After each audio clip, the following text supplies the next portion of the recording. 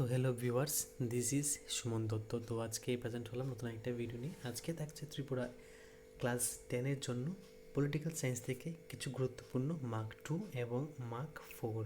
ঠিক আছে, তো খুব শীঘ্রই তোমাদের পরীক্ষা চলে আসছে।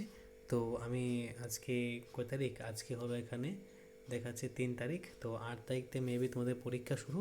তো আমি চেষ্টা করব কালকে পরশুর মধ্যে তোমাদেরকে ইংরেজি সাজেশনটা দেওয়ার জন্য। ওকে, তো আজকে এখানে পলিটিক্যাল সায়েন্স থেকে কিছু গুরুত্বপূর্ণ 2-এর মান এবং কিছু 4-এর মান নিয়ে আসলাম। সেগুলো অবশ্যই ভালো করে পড়ে যাবে।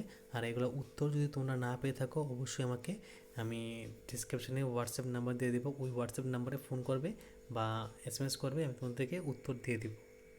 তো প্রথম প্রশ্ন কি থাকছে, ক্ষমতার অংশীদারিত্ব বলতে কি বুঝো? তারপর ক্ষমতা বন্টনের কয়েকটি পদ্ধতি ও কি কি। তো এখানে কয়েকটি কয়টি পদ্ধতি আছে এটা বলবে এখানে, তারপর কি কি এটাও লিখবে।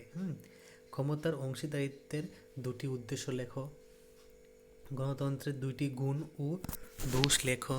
ওকে, তারপর ক্ষমতা বন্টনের গুরুত্ব লেখো, যুক্তরাষ্ট্রের সাফল্যের দুটি শর্ত লেখো, যুক্তরাষ্ট্রের দুইটি গুণ বা সুবিধা লেখো, সেইভাবে যুক্তরাষ্ট্রের দুটি দোষ বা অসুবিধা লেখো। এখানে লিখবে দোষ, এখানেরও অসুবিধা। ঠিক আছে, শিখে রাখবে। স্থানীয় সরকারের দুটি কাজ লেখো, যুক্তরাষ্ট্র ও রাষ্ট্র সমবায়ের মধ্যে পার্থক্য লেখো। তারপর এখানে কি আছে যে ধর্মনিরপেক্ষ রাষ্ট্র বলতে কি বুঝো, ভারতের রাজনীতিতে জাতিভেদের প্রভাব লেখো, ভারতকে ধর্মনিরপেক্ষ রাষ্ট্র বলা হয় কেন, গণতন্ত্রে নাগরিকদের ভূমিকা লেখো। তো এখানে হয়ে গেল 13টা গুরুত্বপূর্ণ 2-এর মান। এখন হচ্ছে আমাদের 4-এর মান। দ্বিদলীয় ব্যবস্থার দুটি সুবিধা ও অসুবিধা লেখো, ভারতের দলীয় ব্যবস্থার কয়েকটি বৈশিষ্ট্য লেখো, জাতীয় দল এবং আন্তর্জাতিক দলের মধ্যে পার্থক্য লেখো, রাজনৈতিক দলের বৈশিষ্ট্যগুলি লেখো। তো এখানে যে গুরুত্বপূর্ণ প্রশ্নগুলি নিয়ে আলোচনা করলাম সেগুলো অবশ্যই কিন্তু ভালো করে খাতায় লিখে রাখবে।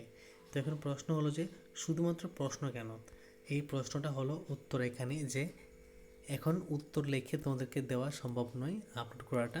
তো যদি চেষ্টা করো তাহলে অবশ্যই তোমরা পেয়ে যাবে, আর যদি না পেয়ে থাকো তোমাদেরকে আমি ফটো তুলে উত্তর দিয়ে দেব।